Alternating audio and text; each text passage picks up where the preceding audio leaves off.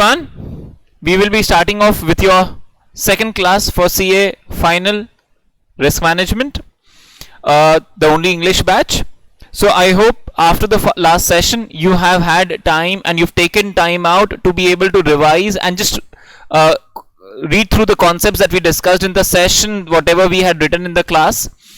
Just a quick recap. The first session was more about giving you an introduction about the paper, about how to approach the paper, how do we look at the paper, what is our expectations about the paper. We gave you an overview into the major chapters that we have, how are we going to be proceeding with the chapters, and some terminologies is what we had introduced to you. So the basic terminologies remain. Risk was the word that we first started off with you. We discussed what is risk, and we said risk can have positive and negative implications as well. We said risk is the possibility that a threat will be able to exploit a vulnerability leading to losses for the organization. The possibility or the probability of this happening is risk for us. We went ahead and said that to measure or to assess risk, we do it on two parameters: the probability of risk and the possible exposures or the losses or the consequences. We will have a lot of discussions about these discussions today as well, about the possibility and the exposure part. We then went ahead and we said that every organization has various kinds of risks applicable on it, and if we cover all kinds of risks, eventually we will not be able to get sufficient returns. So we need to manage risk, but when we manage risk, we don't need to manage every risk with the same strategy. We don't need to just reduce or eliminate all the risks. So what do? So if some risk we will reduce, some risk we will avoid, some risk we will transfer, and some risk we will accept because we think that's the amount of risk that we want to take in the organizations. So we may have different strategies for different kinds of risk is a thing that we had discussed while we were studying in the first session. We then went ahead and we went into discussions about the risk management steps. And we said that in risk management, the first thing that we do is identify the risks, rank the risks. Then based upon that, we assess and then rank the risks. We then make risk management strategies, decide what's going to be the appropriate strategy for each of the risks. And then we implement the risk management strategies, evaluate and monitor if the risk management is being done properly. And if there's need, we do corrective actions. That was risk management. We went ahead and discussed that for risk management, we will have a tolerable risk level. That's the amount of risk that I'm willing to take. We will measure the actual risk levels, which may be higher than the tolerable levels. And if that is the case, we take steps to reduce, mitigate the risk and bring it within tolerable levels. And then continuously monitor, periodically evaluate to see if the actual is within the tolerable levels. If the actual again goes beyond the tolerable levels, we again take steps, we again use measures to bring it back within the tolerable levels. That was risk management. So the first session was on the book on the subject risk management. Towards the end of the first session, we went into two terminologies that's going to be important for today's session. So I introduced the terms business risk and financial risk. Okay, I think that is what our session was mainly focusing upon.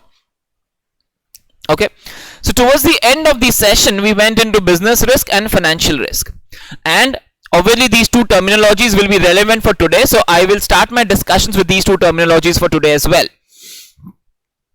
Risk and risk management, an overview level you should be very clear about. Today's session we will discuss certain terminology, certain concepts for the first about half an hour of the session, and then we will finally enter ICI material. Please understand, like I mentioned in the previous session as well, my sessions would be in two parts. So I will discuss the concepts because this is an open book examination. There's no point mugging from the books. I will not give you methods of learning from the book. That's not what we need to do. I will discuss the concepts. I will make you understand everything. And then we go into book, read the lines, pick up certain terminologies, discuss them further in depth and keep moving forward. That's how the classes will be structured. So business risk and financial risk is where we had gone into last session and where we will continue today as well. Business risk, I mentioned, was something that prevents us from being able to achieve the business objectives. So every business will have certain objectives. Every business will have certain goals, targets, objectives. And they may be short-term objectives, long-term objectives, different types of objectives. Objectives are numeric targets. Strategies are means of achieving those targets. This is intermediate levels. Okay. Objectives are targets, endpoints. Strategies are means of achieving those targets. So I will first, business risk for me would be anything that prevents me from achieving my business objectives. Now there could be different types of business risks. Financial risk can be one type of business risk. What is financial risk? Financial risk can have two implications for me. It is the possibility of suffering losses where the returns are negative for the business, or it can be in terms of,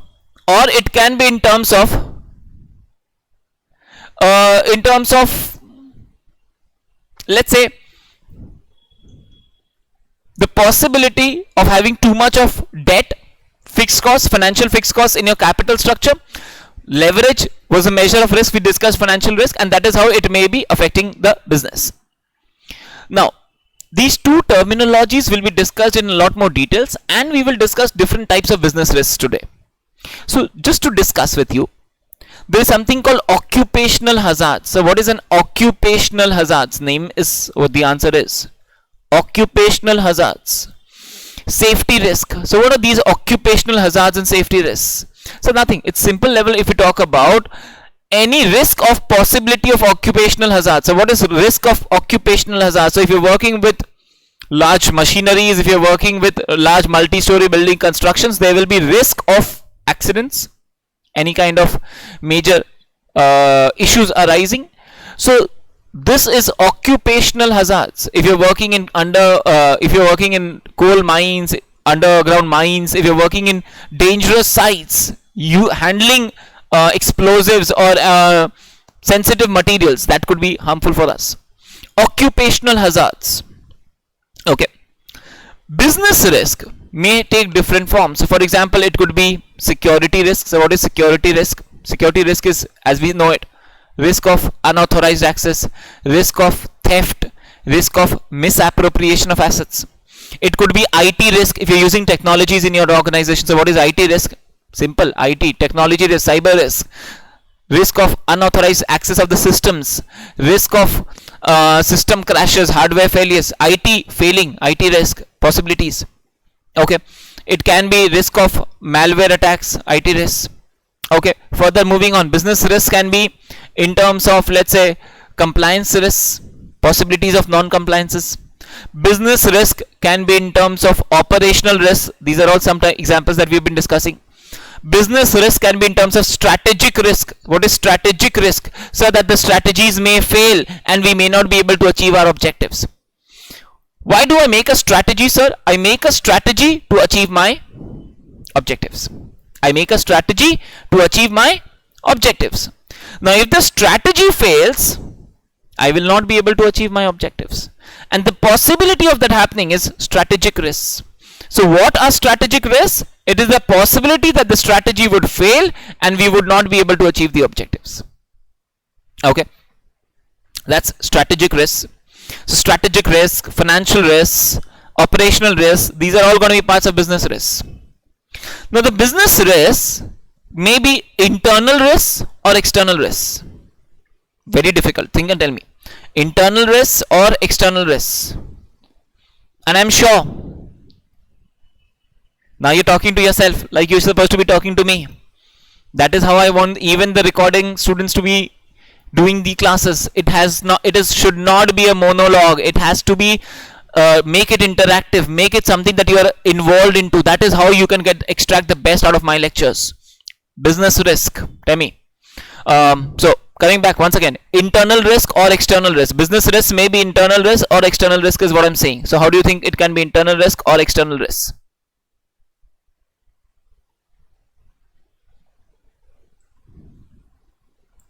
Yeah.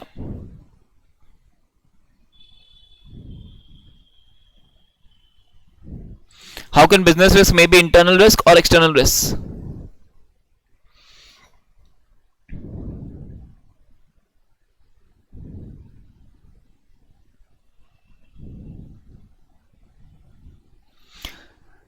Internal risk, I'm sure you're getting it now.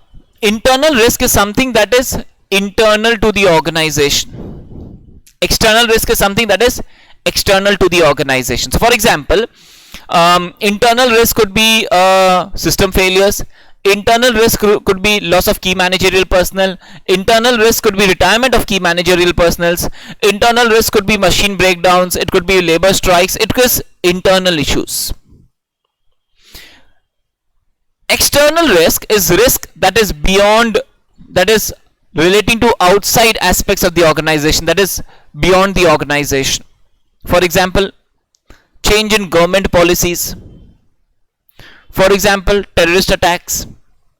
For example, natural disasters. These are because of events occurring beyond, outside the organizations. Internal risks, external risks. Again, the business risks may be controllable risks or uncontrollable risks. So what is controllable risks? What is uncontrollable risks? Controllable, uncontrollable. Okay. Controllable risks are basically, as the name suggests, it is risks that the business can control. I can put controls and it can be controlled by me by using various kinds of controls. What type of controls is not what we are going into right now, but the point is it is controllable. Whether I control or not, that is my choice. That is my choice, but I can control it if I want. That's controllable risks. What are uncontrollable risks? That are beyond the control of the organization, even if I want. It is not within my scope that I am able to control it. Meteor shower risk, last day sessions. Yaad aa raha hai na? You can recall it. Okay. So, meteor shower risk. What was a meteor shower risk, sir? The fact that the possibility that a meteor would fall and fall exactly on your office. That's meteor shower risk. The possibility of that happening. That was the risk for us. Now, obviously, I cannot control whether the meteor will fall or not, and if it falls, on which building it will fall. It's beyond me. It's uncontrollable. Okay. So they can be. Government policy is not within my control. Okay. Natural disaster is not within my control. So these are uncontrollable risks. Controllable risks, uncontrollable risks. Internal risks, external risks. I'm discussing types of business risks with you. So these are all terminologies that are there in my book. These are all terminologies that are going to be discussed today. I'm giving you an insight into all of this, discussing them, and then we go into the books today. Okay. We've discussed with you risk. We've discussed with you risk management, business risk, financial risk. We've discussed with you various types of occupational hazard risks. We've discussed internal, externals. We've discussed controllable, uncontrollable risks. Moving forward, keep listening.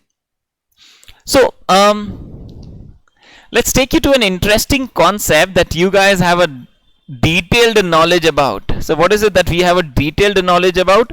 There is something that you have, I'm definitely sure that you have a knowledge about. If you would remember, there is something called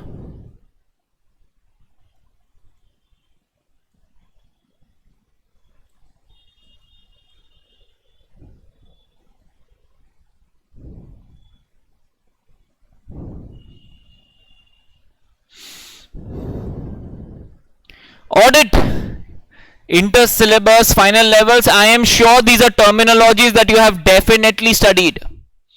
So what is it that you know about them?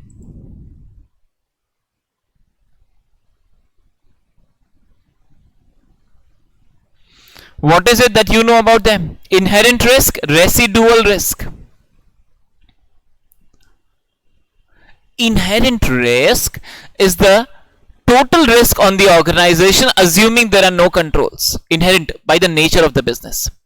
Because of the inherent nature of the business, the total risk applicable on the organization assuming there are no controls. This is inherent risk. Out of the total inherent risk, there would be some risk that you would, control by putting controls. Some control risk you will control by using various kinds of controls. All the other risk remaining after the controls have been placed is called, all the total risk remaining after the controls have been placed is called residual risk. What is residual risk? It is the total risk remaining after the controls have been placed. In fact, just to explain you with a small little diagram.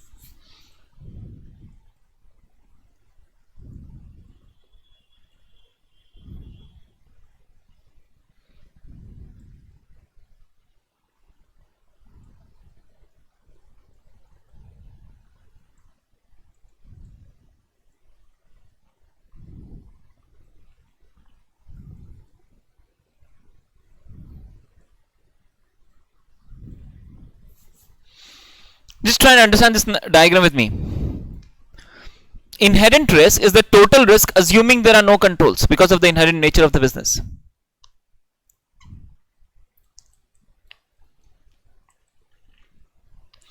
Now these inherent risks may be controllable or uncontrollable. Controllable means can be controlled, uncontrollable means cannot be controlled logically.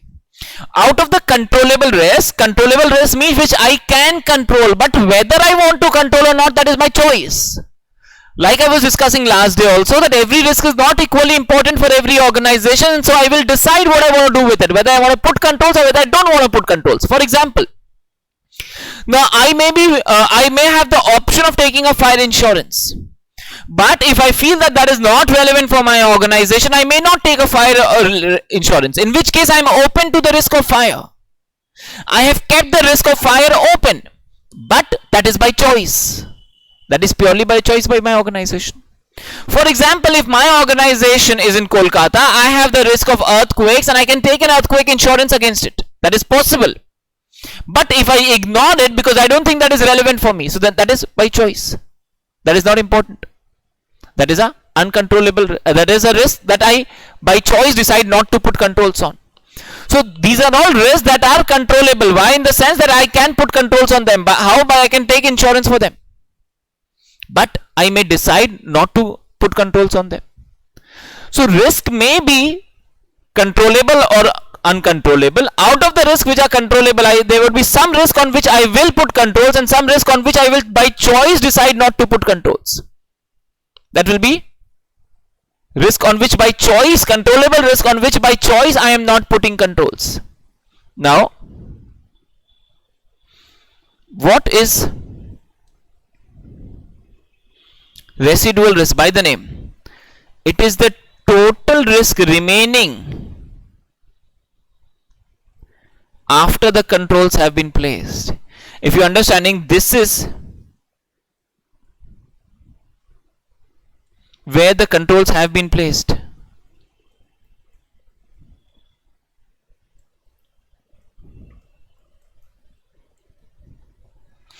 This is where the controls have been placed, and the total risk remaining after the controls have been placed, this is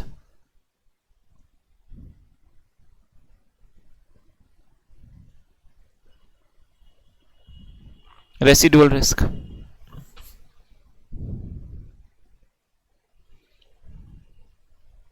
That is the concept of residual risk, the total risk remaining after all the controls have been placed.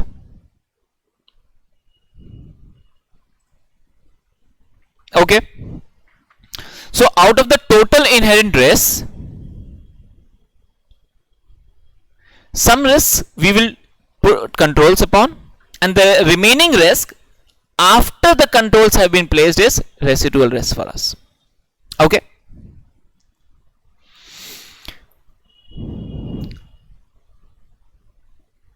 we said the business risks may be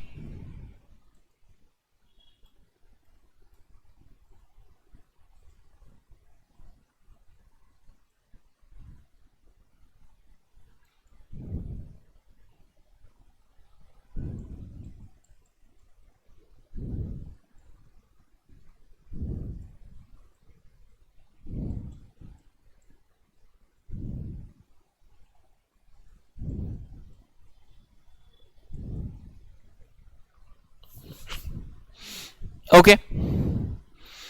I'll give you a minute. So obviously we started the session from here only, the discussion about inherent risk and residual risk. I'll give you a minute and I would want you to copy this because this makes the concept of inherent risk and residual risk very clear. So for example, even in your favorite paper, what you specialize in, we have 4 terminologies. We have something called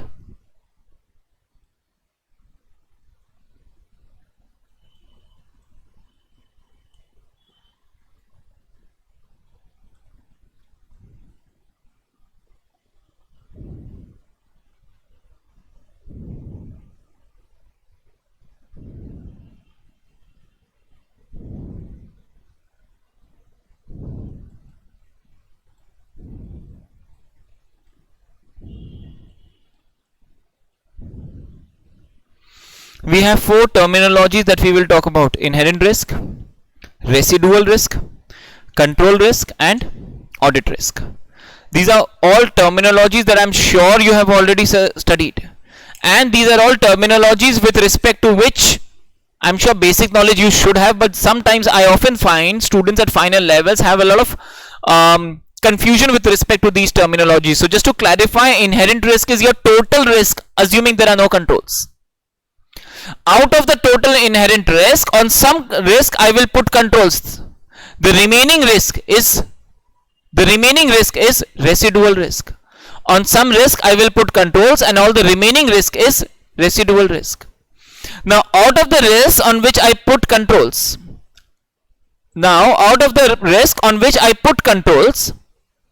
there will be some risks. Out of the risk on which I put controls, there will be some risks, or let's say not even risk, the controls may not work properly. The possibility of the controls failing and the risk materializing, this is control risk. Once again, just to clarify, inherent risk is my total risk. I put controls on some of them. The remaining risk is residual risk. Controls I have placed. Despite the controls in place, the possibility that the controls may not function properly, leading to a lapse and the risk materializing, is control risk. Are you with me? The possibility that the controls may fail and may not, control is supposed to control the risk and prevent it from materializing, but despite the controls being in place, the risk may materialize. The possibility of that happening is control risk. If that happens, we should be able to find it while we do audit.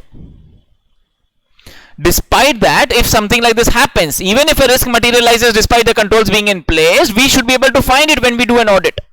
But the audit has to be done on a sampling basis. There are various inherent risks of audit: sampling basis, materialities, etc., etc. I'm sure you know this, a lot of them, so not going into audit detailed, but the fact remains that we have to test things on sample basis, on materiality basis, because of which it may happen that the control lapse may go undetected. Despite the controls being there, the controls may fail and the risk may materialize. The possibility of that happening is control risk. Now if something like this happens, and we should be able to detect it while we do audit, the possibility that we will not be able to detect it also while we are doing an audit, that is a detection risk. Okay, obviously these are terminologies that you should know. These are terminologies that you should know because we're doing risk management, so we should know these risk related terminologies. This is not finance related, this is audit related. This is where you have to understand that the subject risk management is not just related to SFM, it is much more. It has a lot of more implications to audit world, to IT world, to finance world, and to a lot of other genres as well, because we have risk in every area, and that is how we will discuss all of them. Okay, coming back, let's give you the time to copy it first.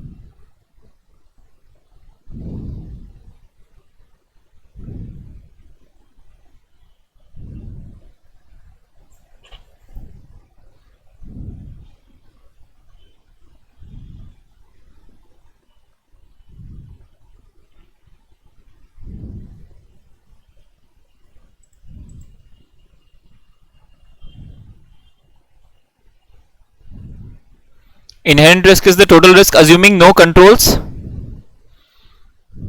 because of inherent nature of the business.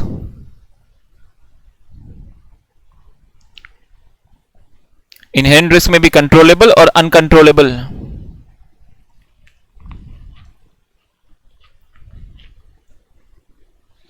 Controllable where the controls can be placed. Uncontrollable which cannot be controlled. Out of that there will be some risk where we will place controls. And some risk that by choice we will decide not to put controls. That's how you have the residual risk.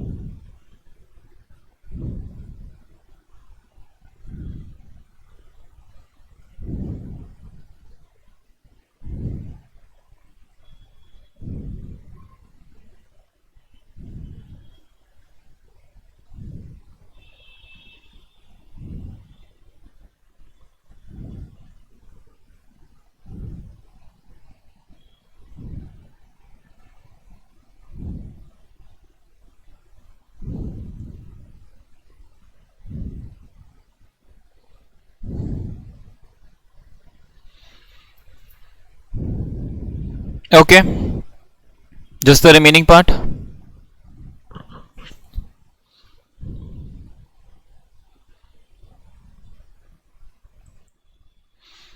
I don't know whether you would realize or not, but you know you finished almost like half the first chapter.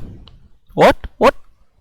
Yeah, we have, because we've been discussing a lot of things from the last session till this session, and we've been discussing relevant things while we have been continuing with the discussion parts. So now after this we are going to go into the ICI material and discuss from the material, read certain things from the material, underline, study certain things from the material, write further wherever required. Please understand that the ICI material would be like the bare act for us, so we will have to definitely carry with that. Obviously our paper will not just contain questions where we just need to copy the sections from the bare act. We will have to write our understanding of the act. We will have to write the implications of the act, and that is how our questions may require understanding and applications of the concepts from the book, but ultimately this remains the bare act. So which is why stick to the bare act, and obviously you have additional material that we will provide you that you will require for preparation purposes, but that would be sufficient and comprehensive. Okay, I think that will be enough for the initial discussions part. We will now move into the ICI material. So we will refer to the ICI material bare act. So I'm sure you would have the ICI material with you. In case you haven't, you should have the downloaded materials with you. Pause me.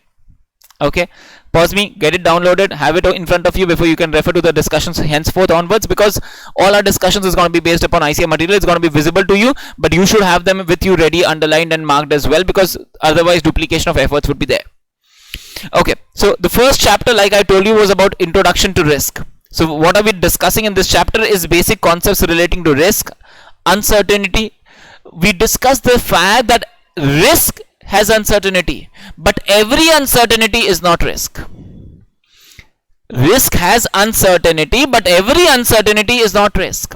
Okay, so we will understand the distinction between risk and uncertainty, the classification of risk like we've been discussing, the dynamic nature of risk, the types of risk. We will have a huge list that we will go into. Okay, just to make you understand a few terminologies that we are about to go into. First things that you need to know is what is risk. So understand that risk derives from the early Italian word risco. So what is risco? Which means danger or riskier.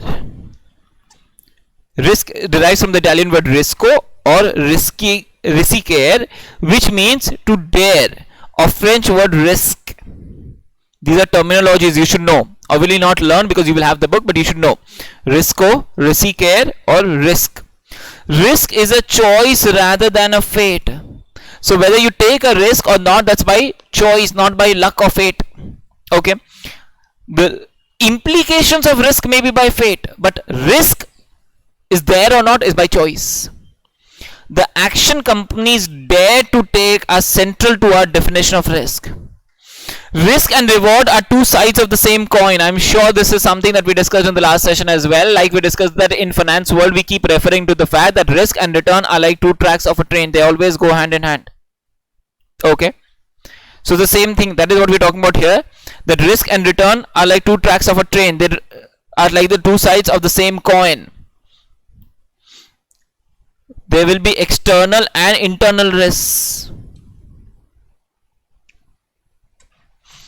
The risk leaders, they integrate decisions with corporate strategy and balance risk management as an opportunity and a protection shield.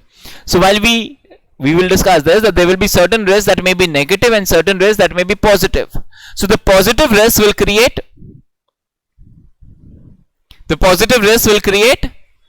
opportunities, and the negative risks would create threats. So when there are threats, what do we do? Protect. So there may be positive risks which will create opportunities. There would be certain negative risks that will create threats, and we will protect ourselves. And what do the risk leaders do? They will make a strategy where they're going to try to capture the opportunities and protect against the threats. That's all that we are saying. Every business will have risk, but we said the risk may have normal parlance. We always think of risk as a negative thing. Normal parlance, we always think of risk as a negative thing. But in general, we discussed in the last session that the risk may have positive or negative implications. Risk may be positive, risk may be negative. If it's a positive risk, it's going to create opportunities for me. But if it's a negative risk, it's going to create threats for me.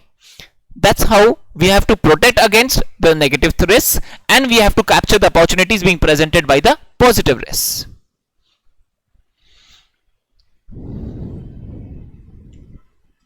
A business event, if it occurs, can have a positive or a negative impact on the business objectives, what we have been discussing. So just reading it now.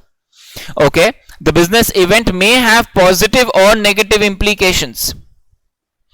Generally, when we discuss risk, we fall into the trap of thinking that risks are inherently negative dimension. However, one should be open to those risks that create positive opportunities. You can make your business faster and more profitable. So they've taken an example here. Obviously, I'm not going to read those examples in the class, but I'm talking to final level students and an open book examinations, which is why I'm not reading the examples. They're very clear and straightforward. So they're going to talk about the fact that there can be a risk that you may face losses. Their example says that you may have a risk that because of an environmental law change, clearances issue, your old suppliers say that they can't provide you with raw materials. Because of an environmental clearance issue, your old suppliers say that we cannot provide you with raw materials. So what do you have to do? You have to find some new suppliers. That's a risk for you because they may charge higher.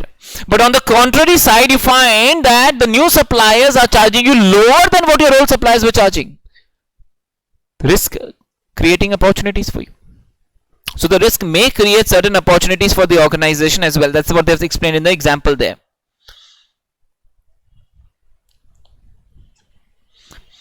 That is what you do when you take business risk to create opportunities. That's what they've explained in the example. Read it on your own. Risk arises on account of uncertainty of occurrence and unknown consequences if the risk were to occur. Uncertainty is unpredictable and has an uncontrollable outcome.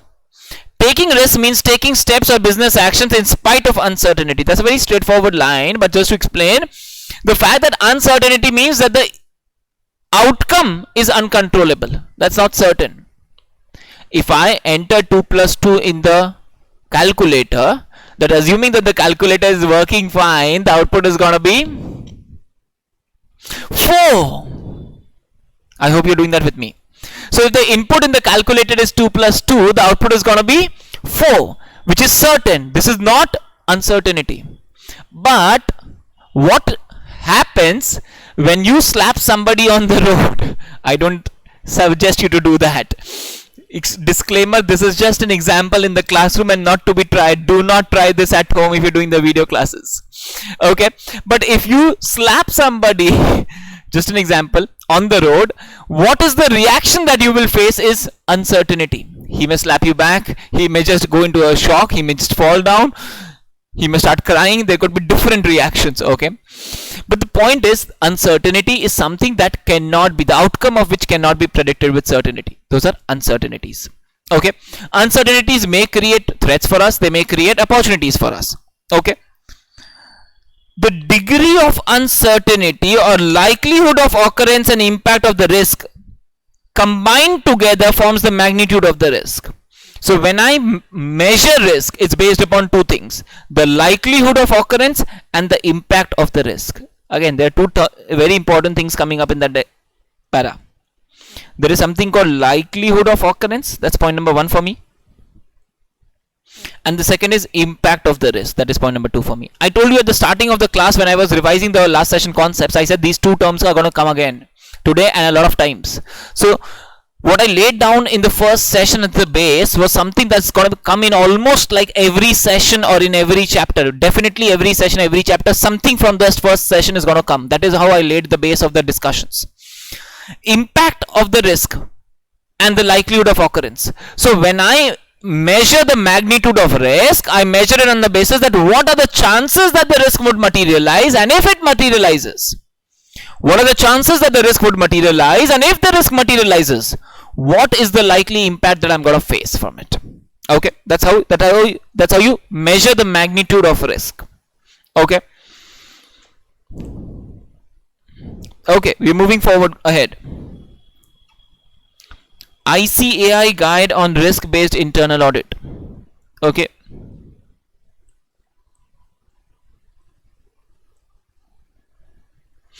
we will have, moving on here, we will have a lot of discussions about the word risk, business risk, and a lot of definitions coming up.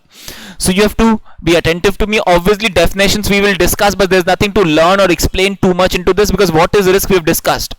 There can be different versions of the definition, so we will read them. Where there is relevance, we will discuss them, but there will be not too much to explain into them. Okay, organizations exist for a purpose. What is that purpose called? We discussed the word is objectives. Okay, the private sector strives to enhance shareholder value. The government and non-profit organizations have the main purpose of delivering service or other benefits in public interest. So obviously the objectives could be different. For the private sector it could be profits. For the public sector or for the non-profit government organizations, it could be to provide enhanced services, better services to the consumers, customers, etc. But objectives would be there for each and every organizations. Achieving the objectives could be clouded by uncertainties that pose both threats and opportunities. So there could be some uncertainties in the market because the world is dynamic, the environment is dynamic. There could be certain events in the environment that create chances of, possibilities of threats and opportunities for us. So even though I will work towards my objectives, it's not that everything happens in a fairy world way like I wanted to happen. So there will be different outcomes that may not be as we had planned. Why? Because we exist in a dynamic environment. So there will be competitors retaliating, there will be environmental changes beyond my control. There is bound to be certain things that we had not planned. So what do? We adapt. But what are we saying over here is every organization while they're moving towards their objectives will face certain threats and certain opportunities. Okay, moving on. Businesses operate in a dynamic environment where change is a constant. Like I've been saying, so we live in a dynamic world that's constantly changing. The only thing constant in this world is, say it, the only thing constant in this world is change. That's a famous English proverb. It says the only thing constant in this world is change. Okay, so change is inevitable. There's bound to be change in the society, in the world, in the environment. Okay, Risk can be because of internal or external factors.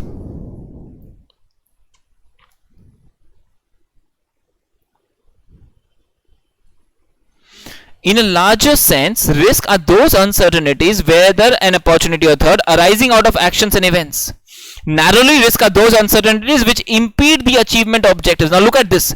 When I look at this narrow sense, it is only looking at the negative side, not at the positive side. At a larger sense, it's looking at both opportunity and threat. Once again, this paragraph, when I'm looking at it in the broader sense, I'm talking about both opportunities and threats. But when I'm looking at it in the negative sense, I'm talking about only the possibilities of impeding. Impeding means stopping, blocking us from achieving our objectives, only the negative sense. Okay, that's what I've been telling you, that general common parlance, we keep using the term risk in more majorly in the negative sense, but obviously risk will have positive implications as well as negative implications. Once again, the same line coming up. Business risk impede the achievement of organization's goals and objectives.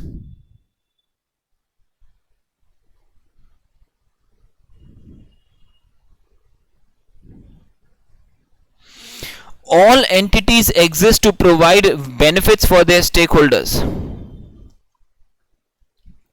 In other words, to create value for them.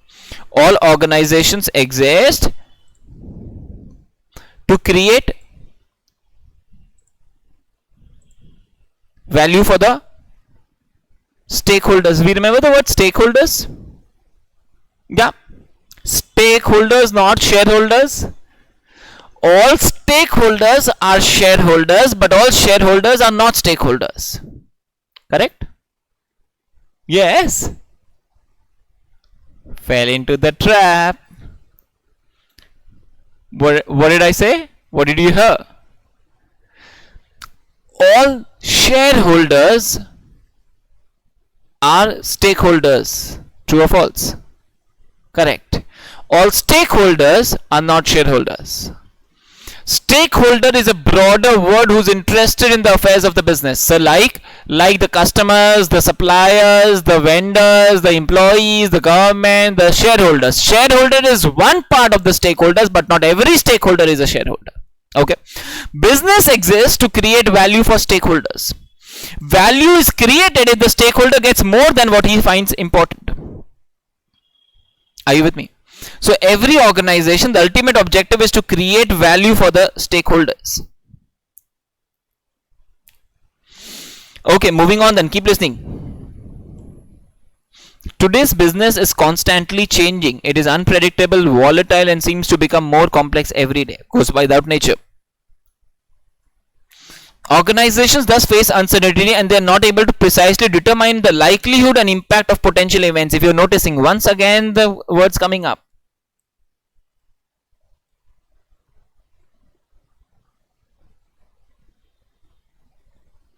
The likelihood and the impact, these terminologies will keep coming up. So whenever I have to talk about risk, I have to measure risk, I do it on the basis of these two parameters. So I am facing risk, but the problem is I cannot determine with certainty the likelihood and the impacts. If I could do that, I could have measured risk very clearly and I would have been able to make my risk policies very easily. But the problem is that the likelihood and the impacts also cannot be predicted with clarities, with ease.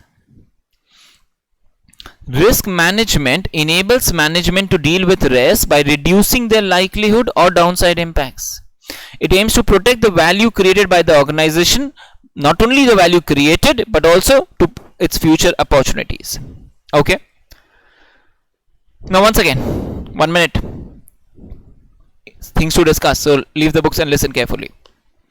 I said the risk is measured on the basis of two parameters, the likelihood and the impacts. So every risk, I will have some possible impacts of the risk and I will have certain likelihood of the risk. Now the problem is when I have to reduce risk is a combination of both the factors. When I have to reduce risk, I have a choice that I may reduce the likelihood of the risk or I may reduce the impact of the risk. I have to reduce risk. Risk is based upon two factors, the likelihood or the probability, and the consequences or the impact. What is the likelihood of the risk materializing and what is the impact if the risk materializes? Now, if I have to reduce risk, I can do it either by reducing the likelihood or by reducing the impacts. Risk is on the basis of these two things. So either of them, if I reduce, my risk will get reduced. Which is why when I do risk management, what am I trying to do? When I do risk management, what is it that I'm trying to do? I'm trying to either reduce the likelihood or I'm trying to reduce the impacts. Either I'm trying to reduce the likelihood or I'm trying to reduce the impacts. That is what I'm trying to do in risk management. I'm trying to reduce risk. But how do I reduce risk? By either reducing the likelihood or by reducing the impacts. Okay. The aim is to protect the value already created. Not only the value already created, but also the future possible opportunities. So risk may have positive opportunities also for me and negative threats for me. By the negative threats, the existing value may be eroded or positive opportunities may get created. Once again, let's be very clear. What are we discussing? Sir, I am talking about risk. I am saying the risk may be negative or positive. If something is negative, what it will do is it will lead to some negative for me. It will erode the value that I already have. Or if there's something positive, it will create some extra new value for me. Through risk management, I will prevent the negative from eroding my existing value and try to capture the new future opportunities. Now, you should get the implication of those two lines. Through risk management, I am trying to protect the value that is already there and also the new opportunities that are likely to come for me. Are you with me? Protect the value already created from the negative threats and also the new opportunities that are likely to come for me. Okay. I'm taking time. I'm moving with ICI MAT at a slower speed. The only objective being we understand things, each line, each meaning. We understand with the ICI MAT, we discuss every concepts in details. That's how we keep moving. Whether it's 4 pages, 10 pages, it does not matter. I'm not looking at the pages that we're covering. What's important is we are discussing and understanding. Historically, businesses have viewed risk as something evil. That is what we have been telling you earlier also, that risk has always had a negative connotation for people. People have always tried to look at risk from a negative sense. Businesses have viewed risk as an evil that should be minimized or mitigated. So general mindset is that risk is something negative that should be minimized or mitigated. In recent years, increased regulatory requirements have forced businesses to contribute significant resources to address risk, and other stakeholders in turn have begun to scrutinize whether businesses have the right risk mitigation controls in place. So what are we talking about here? In today's world, first session I told you, a lot of companies now have it mandatory that they should have a risk management committees. So by statute, by law, by mandatory requirements, many companies now have to carefully consider risk. Earlier it was something that some companies did by choice. Now it's mandatory for a lot of companies, not all, but for a lot of businesses. So that's what it says, that a lot of businesses are now forced businesses to contribute significant time, effort, resources to address risk. And other stakeholders like investors, like auditors, like government have started to scrutinize whether the business is doing the risk mitigations properly or not. So earlier there was not so much of focus on risk. Let's say about 20 years ago, 30 years ago maybe, there was not so much of focus onto risk. But a lot of events that has happened in this millennium, this century, has had an impact where people have now started looking at risk more seriously. So right from, let's say, the dot-com bubbles, the Y2Ks, the 2008 crisis, there have been plethora of issues that happened. A lot of risks that happened with the organizations, and then they started realizing we need to be more serious towards it. Statutes were created, laws were amended, and now there are a lot of businesses that are forced to consider risk.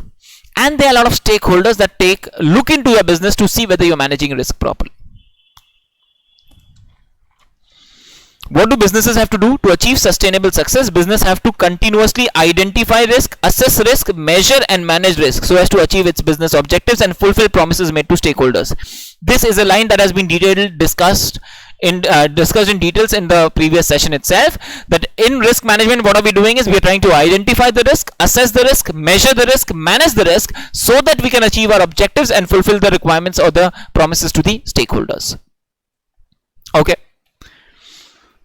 Absence of risk management is like the frog in the well syndrome. So what is a frog in the well syndrome? If you've heard of this, anyone? Frog in the well syndrome. It's a Chinese idiom which means a person who is a narrow or close-minded person. A frog living in a well believes that this is the only world and nothing beyond this exists. You see, a frog in the well syndrome, basically when a frog lives inside a well, he cannot come out of the well. And even if he could, he does not, because he feels that this is the world, there's nothing beyond this. So when I feel that there is nothing beyond the sky, I never look into the universe, I never go into the universe, because I think this is the limit, there's nothing beyond, there is nothing that exists beyond this. Till you take a spacecraft and go out of the space, you go into the space and you go into the universe, and then you realize, oh, there's so much more, there's a bigger world outside than what I thought it was. The frog in the well syndrome is basically the fact that the frog in the well thinks that this is the world. You close your eyes and you think that this is the world that exists. That is what we refer to as a frog in the well syndrome. So it's basically like you close your eyes. You close your eyes and think that there's no problem with risk. I'm all fine and done. That's a frog in the well syndrome. That you think that this is it. I don't need to do anything else. This is perfectly fine. You're not willing to look beyond. That is the problem. That's a small, narrow-minded, close-minded people that we're talking about here. Okay.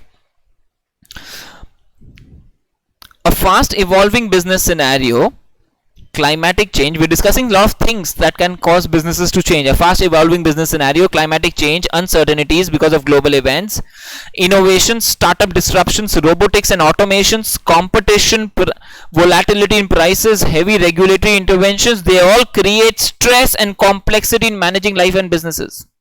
So these are just examples of terminologies that create problems for the business, because of which we will have difficulties in managing businesses.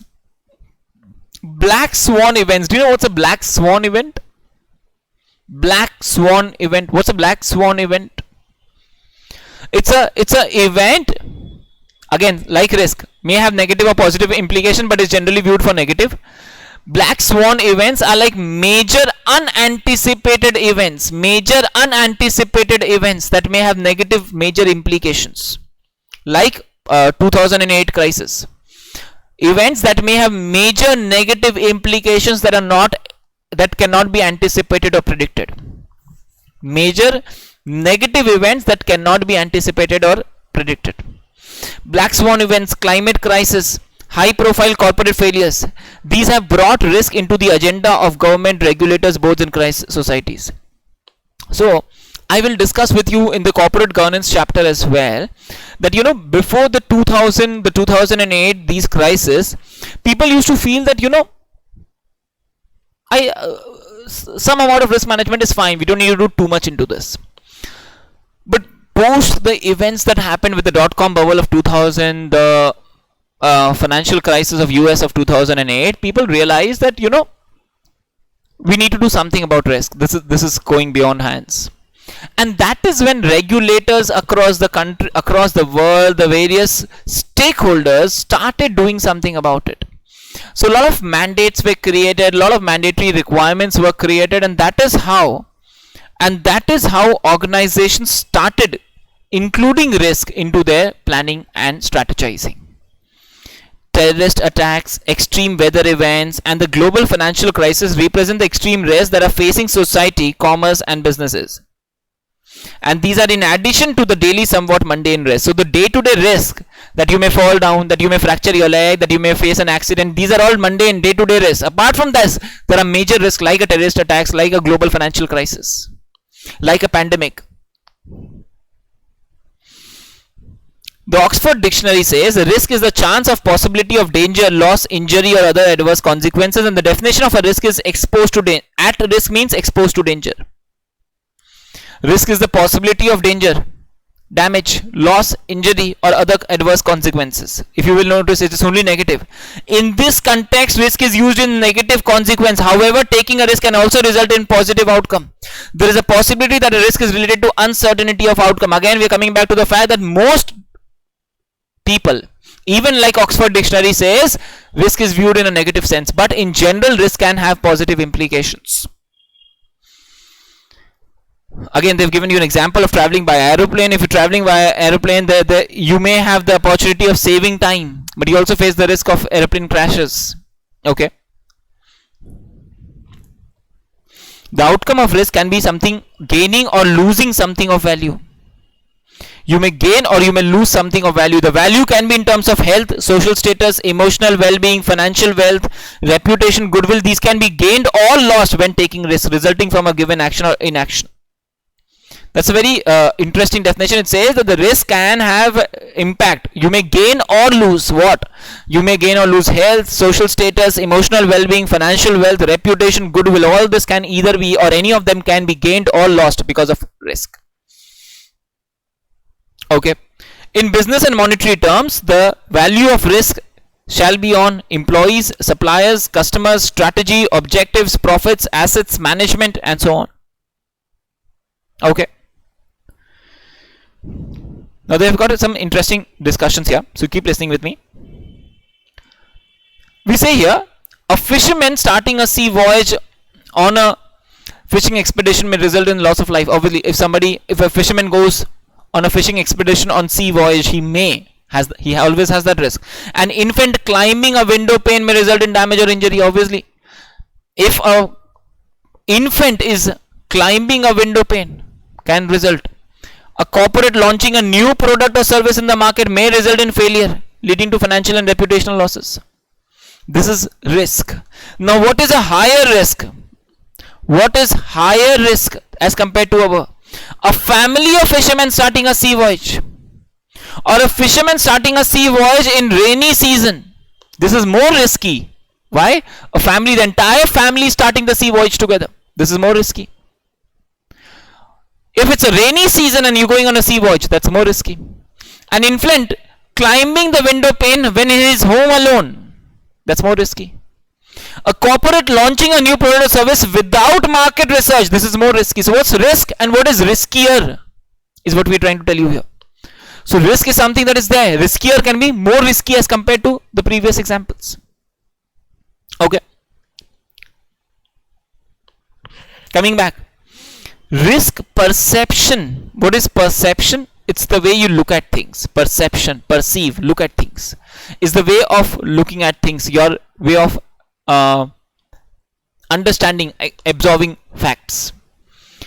Risk perception is belief held by an individual, group, or society about the chance of occurrence of a risk or about the extent and magnitude and timing of its effect.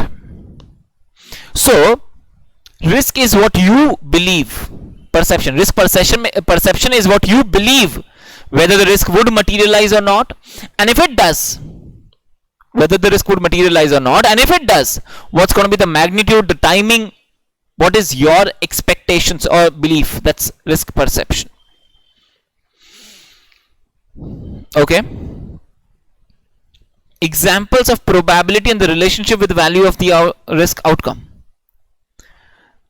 The probability that an actual return on an investment will be lower than expected. These are again examples. Okay, we're just discussing examples of adding the probability aspect to risk. Now we've discussed risk. Now we're adding the probability aspect to risk. So the probability that the actual return will be lower than expected return, the probability of that happening is probability of risk. The probability of a satellite launch succeeding or failing, that's risk. Probability part. The probability of a company successfully listing on a stock exchange, the probability of a loss or drop in value in case of securities trading.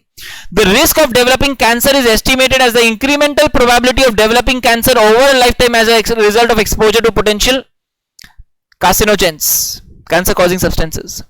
How much exposure do you have to such substances, and based upon that, what is the likelihood of you catching such kind of diseases? These are all various probabilities for risk. That's how you're bringing in the probability aspect. Obviously, you may have a risk that may lead to a loss of 2 lakhs. That's the magnitude. But the probability of that happening is what we have to consider while we measure risk, while we analyze risk. That's what we are bringing into the picture now. So when we are measuring, when we're trying to analyze risk, we have to consider both the factors, the possibility of the risk materializing and the impact or the magnitude of that happening. Okay. SA 315 defines the term significant risk. significant risk. What is significant? Something that is important, something that can influence my decision making, something that can be relevant for me. So in the context of auditing, significant risk means an identified assessed risk of material measure that in the auditor's judgment requires special audit consideration. Any risk possibility that requires special audit consideration, that's significant, that's important, that can have significant influence in material for us. Okay. ERM, if you remember the last session, again, like I said, the last session was important because I gave you a lot of concepts, knowledge, understanding about things that are going to come in all these sessions. So ERM defines risk is an event which can prevent, hinder and fail to further or otherwise obstruct the enterprise in achieving its objectives. Once again, this definition is similar to what I said in the first session about business risk. It's about something that prevents me from achieving my business objectives. A business risk is the threat that an event or action will adversely affect the enterprise's ability to maximize shareholders' value and to achieve the business objectives. Stakeholders' value and to achieve the business objectives. Any risk that prevents me from achieving my business objectives. And what are the objectives? One of the main objectives is to increase stakeholders' value. Create value for stakeholders. So any risk that prevents me from creating value for stakeholders and achieving my objectives, it's business risk. Okay. Risk can cause financial disadvantage, in simple language, loss, or it may create additional costs. Either profits may reduce or the costs may increase because of risk. It can result in damage or loss of value or opportunity to enhance the enterprise operations or activities. So either existing value may be eroded or a likely opportunity may be lost. That's what a risk may do. The negative impact of risk may be that either a existing value may be lost or a likely opportunity may be lost. That's eroded. Existing value may be eroded or a likely opportunity may be lost. Risk is the product of probability of occurrence. Once again, if you're noticing, the probability of occurrence of an event and the financial impact of such occurrence of to the enterprise. Whenever we are going to talk about risk, it's going to come back to two things: the probability of occurrence and the impact on the organizations. Okay. We're moving towards the definitions of risk as per various standards. So SA 315 defines business risk as a risk resulting from significant conditions, events, actions or inactions that could adversely affect the entity's ability to achieve objectives and execute the strategy, or from setting its of inappropriate objectives and strategies. Something very similar to the previous page. They just kind of repeated the lines. In fact, they have repeated again a couple of times in the same chapter in the next few pages. There are some important definitions of risk. I will read a few of them with you. The rest, obviously, you can read them at home. These are something that is known to us, that we can read at ourselves, but you should have read them. We don't leave things saying that, okay, this I know is here, so in the exam hall, if it's required, I find it out from here. Because if you've read those lines, there could be certain words in those lines that could be relevant for me. So you should have read the lines. It should not be that, I know it's here, so fine, I don't need to read this. I can find it in the exam hall if these words come. But you may not realize that there could be some words in the lines that can be relevant for picking in the examination hall. So read the lines now. Don't leave it for the examination halls. We should not read something new in the examination halls. Okay. ISO says 31,000, that says effect of uncertainty on objectives. Effect of uncertainty on objectives. Next one, IRM says risk combination of probability and its consequence. Institute of Internal Auditors says uncertainty of an event occurring that could have an impact on the achievement of objectives, measured in terms of consequence and likelihood. Paul Hopkins says event with the mission to impact the mission, with the ability to impact the mission, strategy, operations, objectives, core processes and key dependencies and expectations of the stakeholders.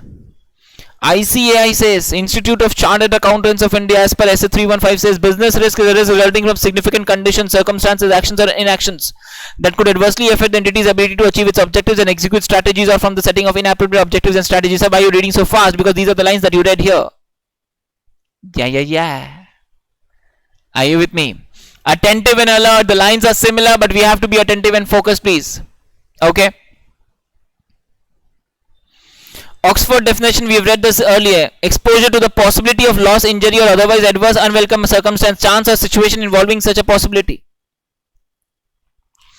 As per the International Federation of Accountants, uncertain events which could influence the achievement of the organization's objectives.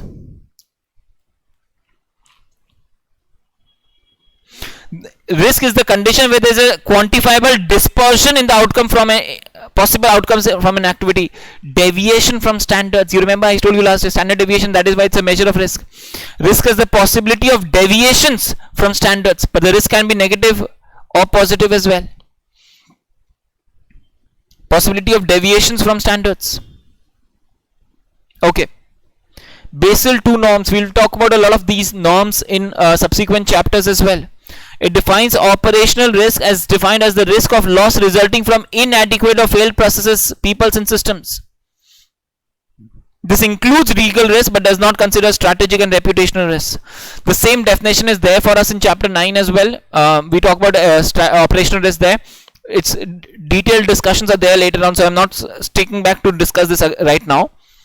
SA 315, the same lines coming in again. That's the fourth time. Okay. As per COBIT 5 talks about IT risk. So it defines IT risk as a business risk, specifically the business risk associated with the use, ownership, and involvement of IT within an enterprise. So what is IT risk? Risk relating to IT within the enterprise. Wow, that's a wow definition. So risk relating to IT within the organization, that's IT risk. Okay. ICAI's risk-based internal audit guide. What is audit risk? You tell me. Talk to yourself. You should say it out loud. What is audit risk?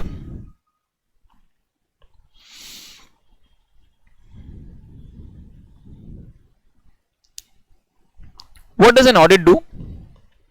Provide an assurance, opinion about whether there is true and fair view, whether there is proper compliance of regulations and standards, and whether there are any kind of policies or any kind of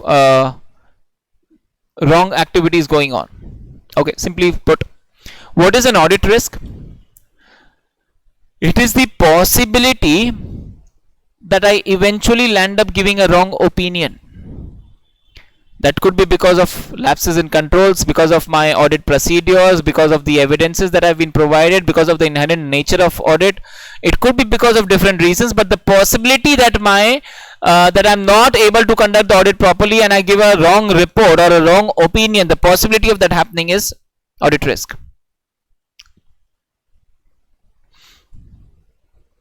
Mainly it is relating to the internal external audit efforts to achieve its objectives. Audit risk was traditionally seen as strictly as the risk of incorrect audit conclusions. Now we look at a bigger picture. It is internal audit function is not doing the things properly in the best ways. That the audit function is not working properly, it is not working in the best of the ways. Now this para I'll explain in a minute. This is relating to audit paper again. So that's what I keep telling you. See, you should have knowledge of your other papers to be able to understand RM. And RM is not just, a lot of people when they come to me and when they start the classes, they have a very clear perception. Sir, RM is about finance. RM is only finance related. We need to know finance, we need to know SFM, Inter FM, we need to know a lot of practicals.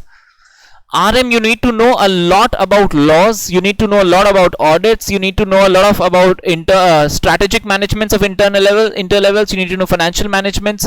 There are a lot of different aspects that you need to have knowledge about. Okay. In audit, you have studied that the nature, timing, and extent of audit procedures depends upon the reliance that the auditor can place upon the internal control system. Your favorite lines, you keep writing them again and again, right? So obviously when the auditor conducts an audit, he also checks the internal control systems, and if I find that the controls are strong, If the business has a strong risk management system, then accordingly I can tailor my audit procedures. That's what it talks about here. From the internal audit perspective, an organization with well established risk management processes decreases audit risk. Why? Because if the company has good risk management practices, I will evaluate risk management, and if I see that the company is doing risk management properly, then I can base upon that my audit plans and accordingly do my audit. That reduces the chances of wrong reports going. Where the organization has a proper ERM in place, the auditor will assess the adequacy and compliance to decide whether they rely on the risk register, and where found reliable, then focus on auditing the risk responses to significant risks. If the company has a proper risk management, if the company is doing ERM, listen carefully. If the company has a proper risk management and it's doing ERM, I will check whether the ERM, the risk management, is properly being done in the organization as an auditor. And if I conclude that the risk management is being done properly, then based upon that I can make my audit, and then automatically my audit procedures will be reduced, chances of risk will be reduced, so accordingly my audit steps and procedures will get reduced. Internal audit will become more efficient.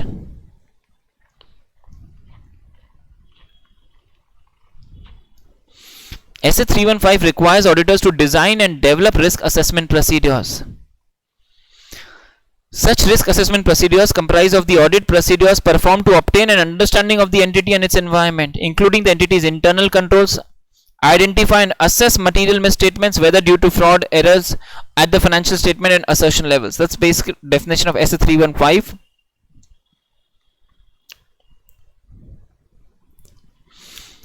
The International Organization for Standards, ISO, defines risk as the effect of uncertainty on objective. This was there on the previous page also. First one, effect of uncertainty on objectives. In this definition, uncertainty includes events and uncertainties caused by which may or may not happen, and uncertainties caused by ambiguity or a lack of informations. So there may be certain events that I know, but that may happen or may not happen. But there may be certain events about which I do not even have information about. So there can be certain events about which I know, but I'm not sure whether they will happen or not. Or there could be certain events that may be ambiguous, about which I do not even have information about. Okay. It also includes both negative and positive impacts on objectives. Includes both negative and positive impacts. This definition was developed by an international committee consisting of over 30 countries and inputs from several thousand subject matters. That's how we are defining risk for you.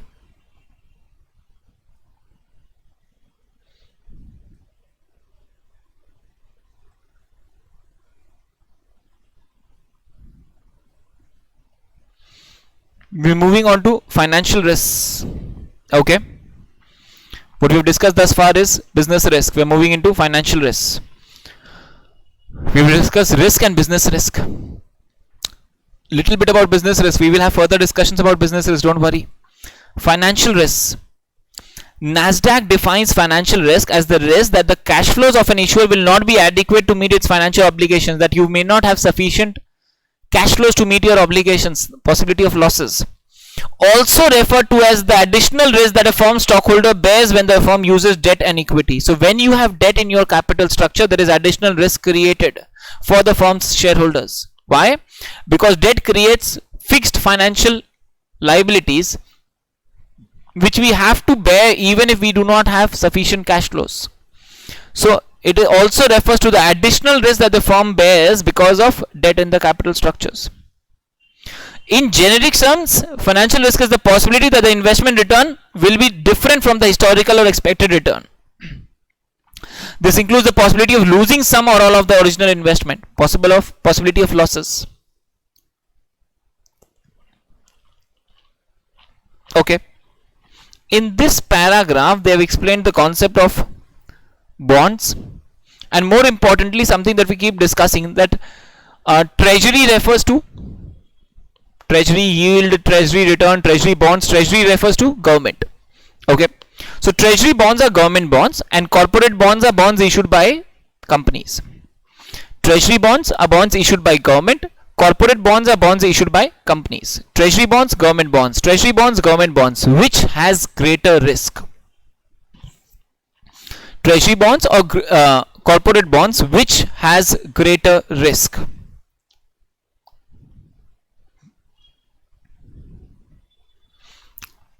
Answer it to yourself.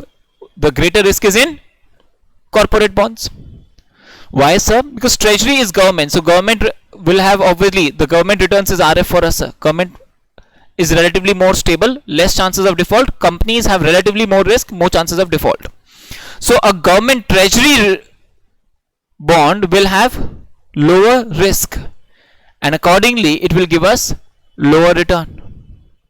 A corporate bond, on the other hand, will have greater risk, and hence we will want and we will get higher return. Okay.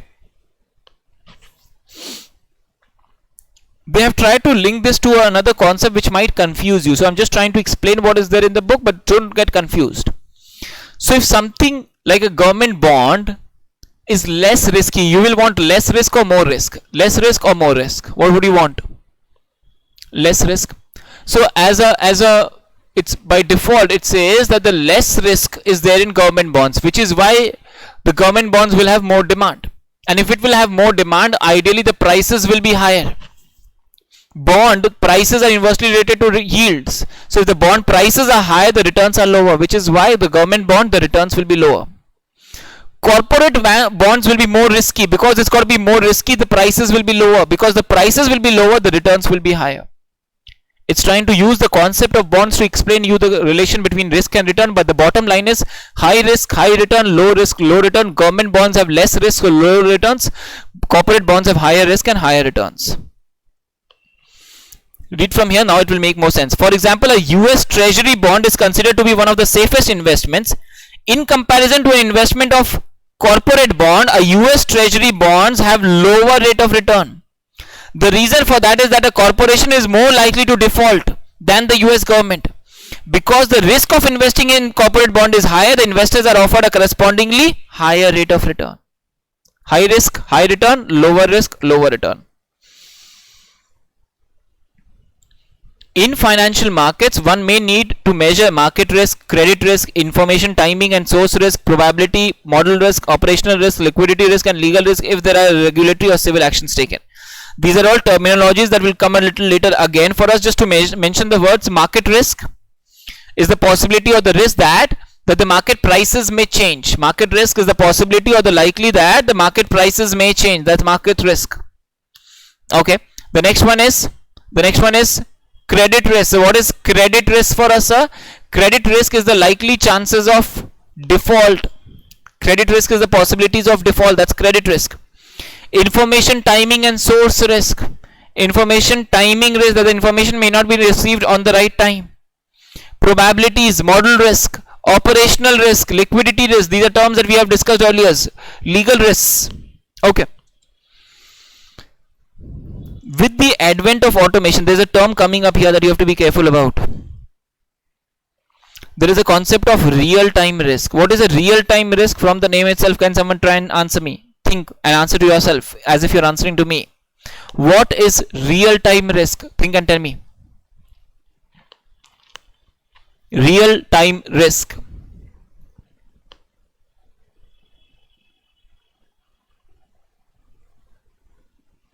Okay. Real-time risk is the chances of losses happening on a real-time basis, almost instantaneously. So there have been certain instances like flash crashes. You should know this word, flash crashes. What's a flash crash? It's basically that happens because of using of IT tools, IT softwares, or loopholes in them, or because of mistakes in them.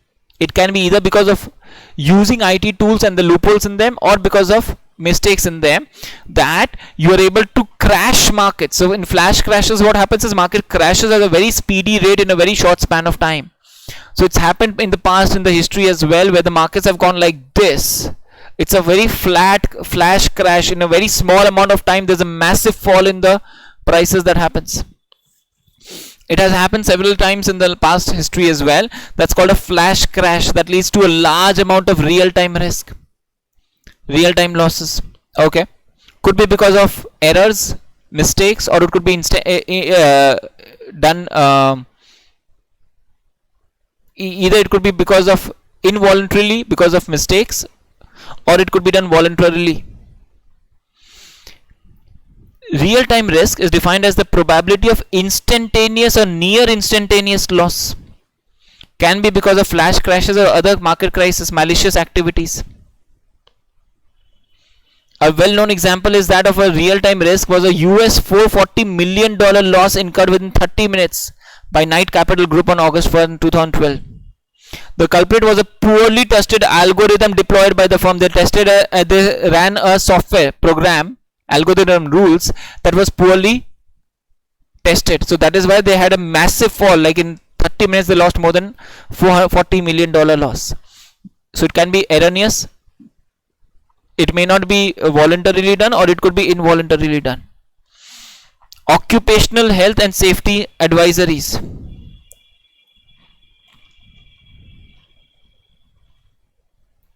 Occupational health and safety advisory services.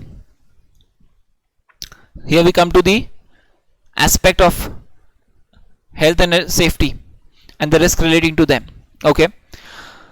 Occupational health and safety advisory services defines risk as the combination of the probability of a hazard resulting in an adverse event and the severity of the event. Again comes to the fact that probability and the severity of the event.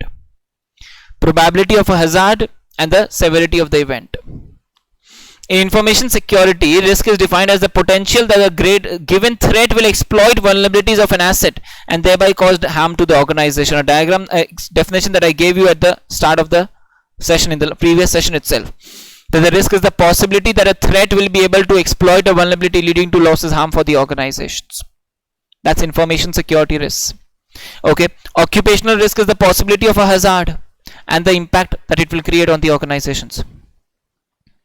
Okay. Economic risk can be defined in lower income or higher expenditures than expected.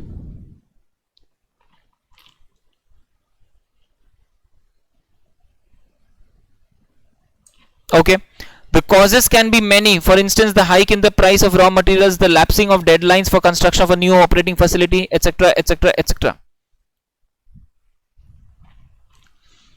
These are all risks for us. Hike in the price of raw materials, lapsing of deadlines for a construction of a new property facility. So I lapse, do not meet the deadlines. Disruptions in the productions, emergence of a serious competitor in the market. Okay.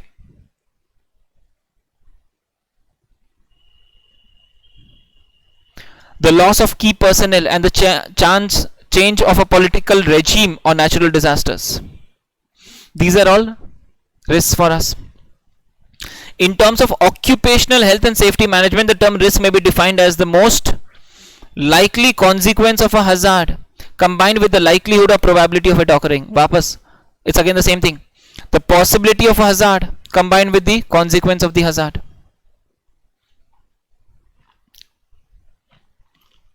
Okay, these two paras is not something very relevant, but I want you to take a minute and read this. We've not had too much of a read content, so I'll give you 2 minutes to read this, please.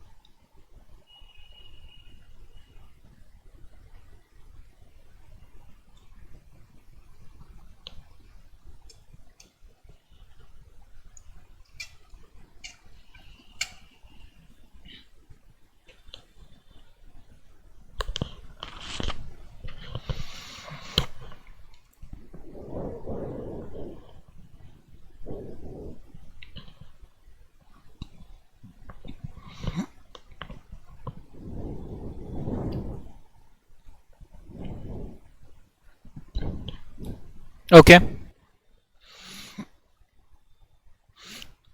Again, this was more about instances of chemical hazards, so not something that it has to be that's the only occupational hazards. So for example, various accountants and people working on systems start facing spondylitis. That's occupational hazards. A chemical accident is an unintentional release of one or more of hazardous substances which could harm human health or the environment. That's one of the occupational risks. Chemical hazards are systems where chemical accidents could occur under certain circumstances. Such events could lead to fire, explosions, leakages, or release of toxic substances. While chemical accidents may occur whenever toxic materials are stored, transported, or used, the most severe accidents are industrial accidents involving major chemical manufacturing and storage facilities. The Chernobyl Bhopal incident. Okay.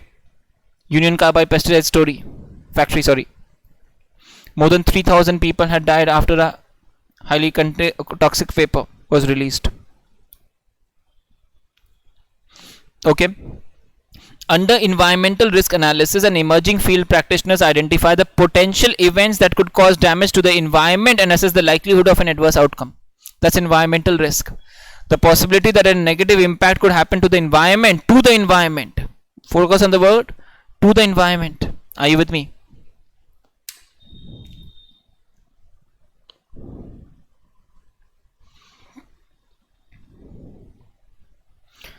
Could happen to the environment. Under environmental risk, emerging field of practitioners identify potential events that could cause damage to the environment and assess the likelihood of an adverse outcome. An environmental risk assessment is a process of predicting whether there may be a risk of adverse effects on the environment caused by a chemical substance. That's environmental risk assessment. You assess the risk on the environment, but environmental risk, possibilities of negative impact on the environment and the probability of that happening.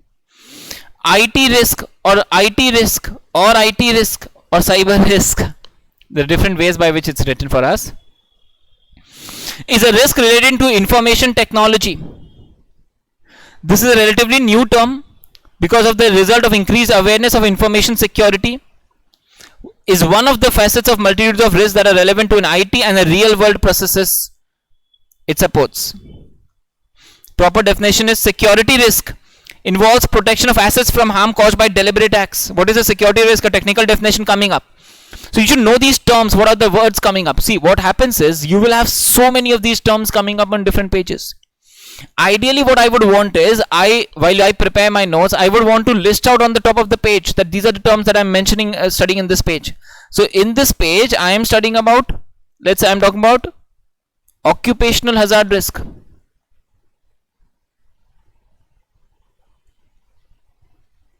I am talking about chemical accident risk.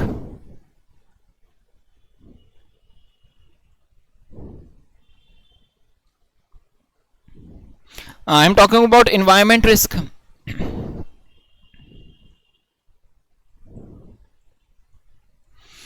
I am talking about IT risk and cyber risk.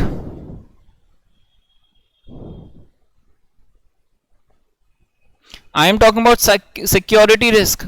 So what this does it, when I study, I'm presuming that you're going to study this about 2 or 3 times apart from studying in the sessions.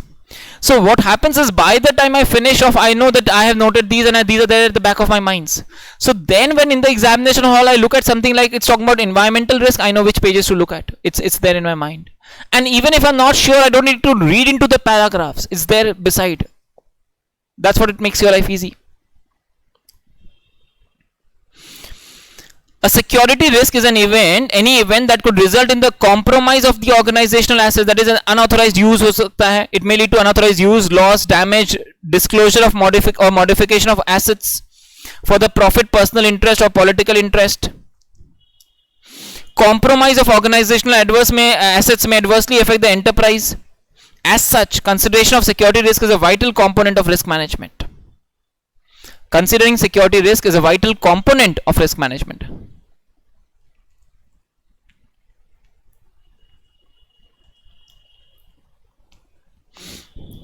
One of the growing areas of focus in risk management is the field of human factors. This considers the questions such as how do we make risk-based decisions?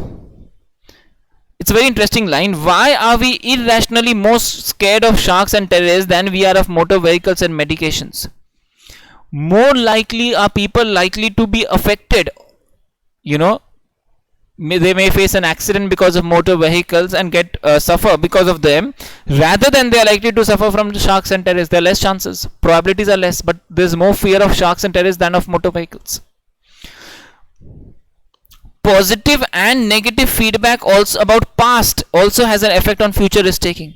So for example, if I keep telling you, you know, you have a good risk appetite, you manage risk well, you take good risk based decisions, so then what happens is you gain confidence. It's about positive and negative feedbacks.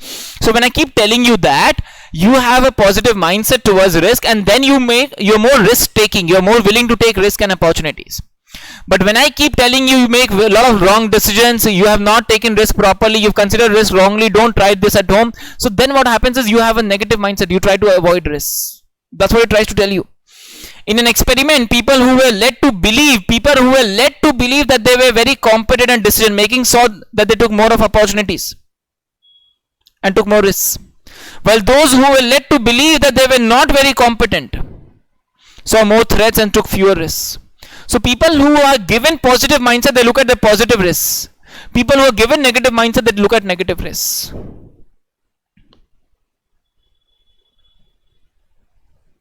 Studies and research on emotional intelligence, EI, have revealed that when people are anxious, they pay closer attention to potential threats in the environment and are highly vigilant so as to preserve themselves and their resources.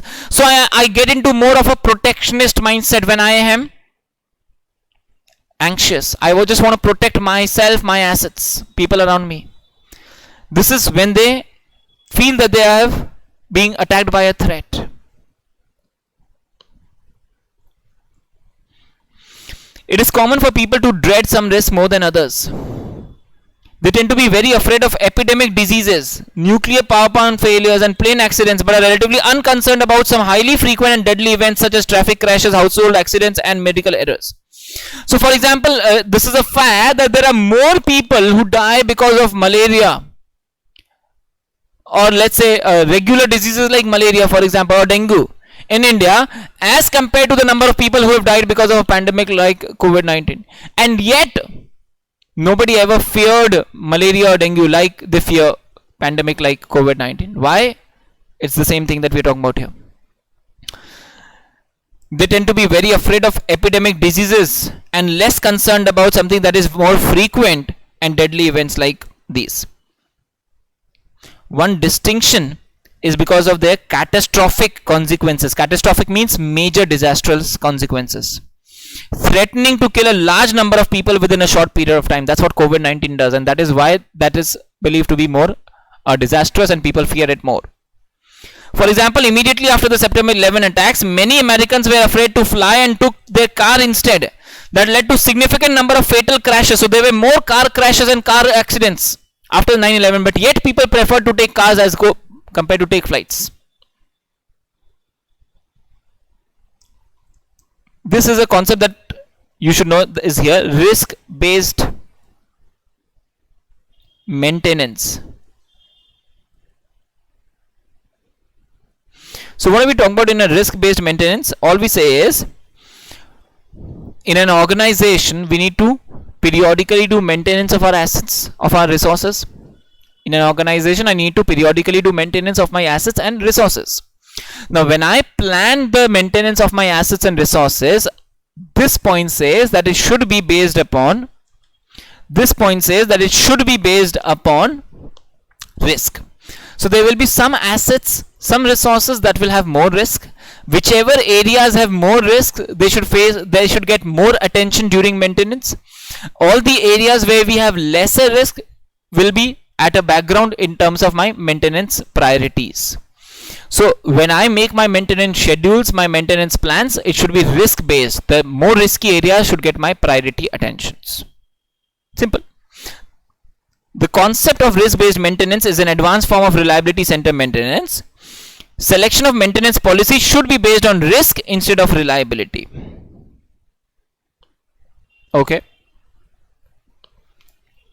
Okay, I would want to talk about this line another minute, please. Now, some assets may be more reliable than the others. And if I feel that this asset is more reliable than the other one, I will put less focus on its maintenance and put more focus on the maintenance of the other one. Book says even if this is more reliable, it may happen that this has more risk also as compared to the other one.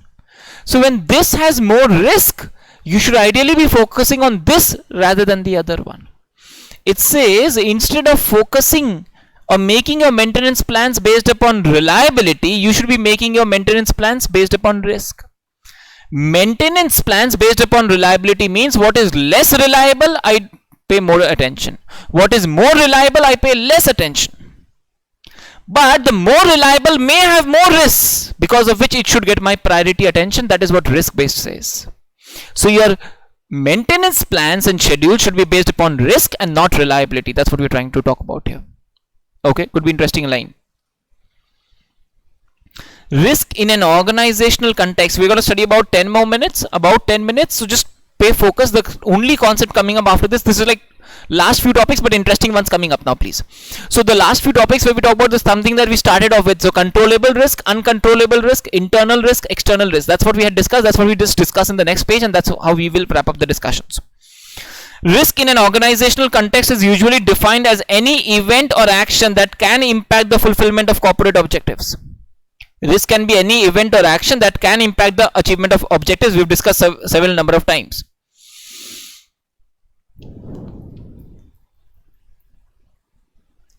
Book gives us certain areas of the business and certain risk in those areas. For example, HR department, the risk is that the employees may have poor morale, or the talent retention may be a risk for us. I may not be able to retain talented people. They may leave the organizations, talented people, or they may have low morale. They may not be motivated enough to work in the organizations. Sales and marketing, marketing and sales department, the customer loyalty may be poor. They may not be loyal towards the organization. They may switch to others. Retention of customers may be a problem. That's a risk. Operations, inability to digitize, automate process. These are examples. Digitize, automate the process. So I may not be able to automate the process. So if I am doing manually, there is more risk. Why? Because in the manual world, I will have some clerical errors. Chances are more. Treasury, low return of investments. The return is lower than the expected or the required rate of return. That's the risk. IT, just discuss hacking or unauthorized access. New product, if we launch, the risk is that the product may fail. Treasury, that the cash flows are insufficient or mismatched. We have more outflows than inflows. That's the mismatch. Finance and accounts, unreliable financial statements, that they do not give a true and fair view. These are the risks with respect to these broad areas for us. Business risk may vary by industry. Obviously, by the name you should get it very clearly that in an organization, it's not that the business risk is going to be same for every business, for every industry. It's going to vary from business to business, industry to industry. ICAI risk-based internal audit guide provides guidance on the risk classifications. That's discussed in the next page. So this classification is based upon ICAI. They have not mentioned this in the heading, but you should know this.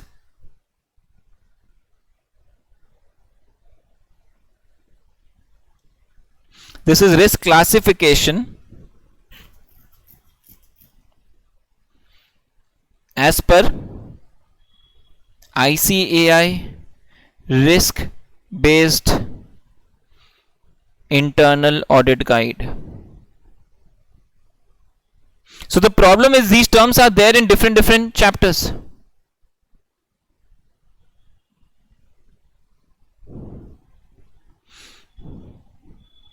These terms are there in different chapters. But this is where we talk about classification as per ICAI risk based audit guide, risk classifications. Business risks are of diverse nature. They may be internal or external. They may be controllable or uncontrollable. That's what I'm just discussing with you. We've already discussed this in the start of the chapter, so just reading it and wrapping up this part. These classifications help in risk identification and a better understanding of the interplay between the risks themselves and the objectives. Internal risks arise from events taking place within the business enterprise. Internal risks are because of events happening within the enterprise. In the ordinary course of business, these can be forecasted they can be controlled by management significantly. We have some examples, we'll come to this, but internal risk take place within the enterprise. They are in the ordinary course of the business. They can be forecasted, and that is why they can be controlled generally. Generally, internal risks are controllable. Generally, internal risks are controllable. For example, human factors such as accidents, dishonesty of employees, death in the factory. For example, technological factors like technological obsolescence, technology becomes obsolete. Physical factors such as fire in the factory, damage to goods in transit. External risk arises due to events occurring outside the organization. Such events are generally beyond the control of the organization. Generally beyond the control of the organization. So generally uncontrollable, but vice versa also. So we are not saying all internal is controllable or external is uncontrollable. Generally externals are uncontrollable and internals are generally controllable. Hence determining the likelihood cannot be done with accuracy in case of externals. Risk we will know, but determining the accuracy cannot be generally done. For example, economic factors like price fluctuations, I know that can happen, but with the likelihood we cannot know with certainty. Inflations, natural disasters like earthquake, flood, cyclone, I know what can happen, but I do not know the likely probabilities of these. Political factors such as change in governments, changes in government policies and regulations, communal riots. Business risks may be controllable or non-controllables. Okay. Controllable risk arises from the events taking place within the enterprise. Within the enterprise, we are sticking to something that is internal. Such risks arise during the ordinary course of business. These risks can be forecasted and the probability of their occurrence can be determined. They can be forecasted and their probability can be determined. The lines are very similar to internal.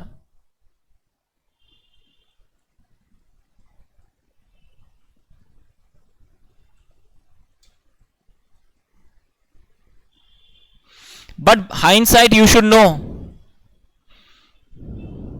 it is not equal to internal. We have never used this word anywhere. Why? Because obviously it may be unique cases can be there. Hence they can be controlled by management. Controllable risk need not necessarily be prevented, but the financial loss can be minimized. Controllable need not mean that we can prevent it. We can have insurance where the loss can be minimized for us. Uncontrollable risks are those that would have a detrimental impact but cannot be controlled. Some that cannot be controlled. Recessions, new competitor coming up. So we are talking about internal risks, we are talking about external risks, we are talking about financial controllable risks and the uncontrollable risks. Each business faces risks that are unique to the businesses. Businesses should consider these carefully and briefly describe what steps should be taken if an uncontrollable risk actually happens to the business. So you should have some contingency backup plans. What is a contingency plan? It's a backup plan that in case an uncontrollable risk materializes, I don't have controls in place. So what will I do? I should have my backup plans. What will happen in case of fire? I will not decide after the fire. Nothing left to decide. All gone in the fire. Are you understanding? No? So in case of fire, what am I gonna do after that? I should have my backup plans ready. That's got to be my contingency plans.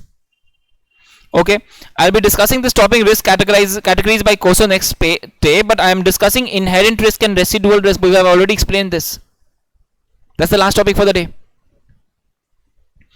Inherent risk and control risk. Inherent risk is the level of risk assuming no controls. I told this very clearly. Inherent risk is the total risk assuming there are no controls, while residual risk is the level of risk after considering the impact of internal controls. After putting the controls, the risk remaining is residual risk. The objective of internal control is to reduce the inherent risk and keep the residual risk within the risk appetite. My actual risk may be more than tolerable level, so I put controls and reduce the actual risk within my risk appetite. The gap between the inherent risk and the residual risk shows the strength of the controls, and this is known as the control score. This is a word that you should remember, that it is placed here. Control score. What is your control score? It is basically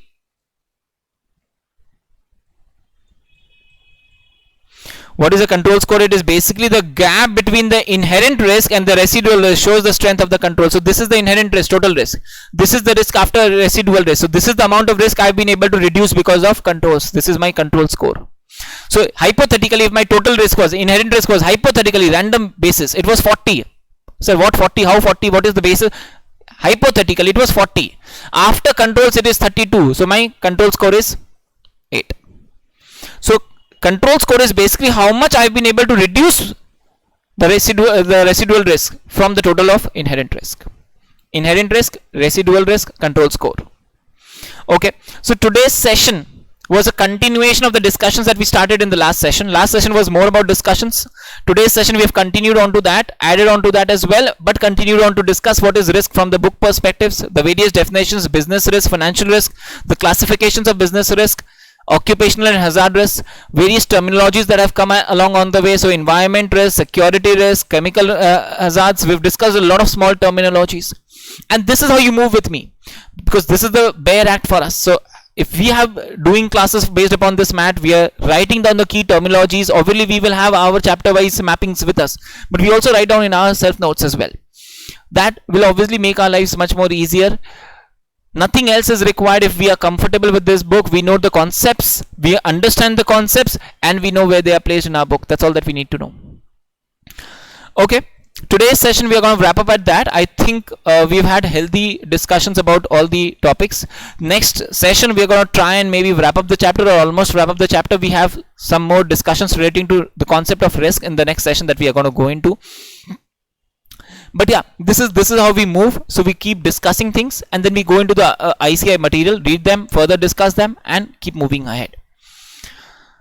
Obviously, before you come in for the next session, what you definitely have to do is you must revise the concepts and come. That's got to be very, very important for us, because if you've read them once, again, revise is not learn, but if you've read them once, you're going to be comfortable with the discussions thus far, and then obviously we can carry it forward from there onwards in the next session. I hope the session was useful for all of you. Thank you, everyone.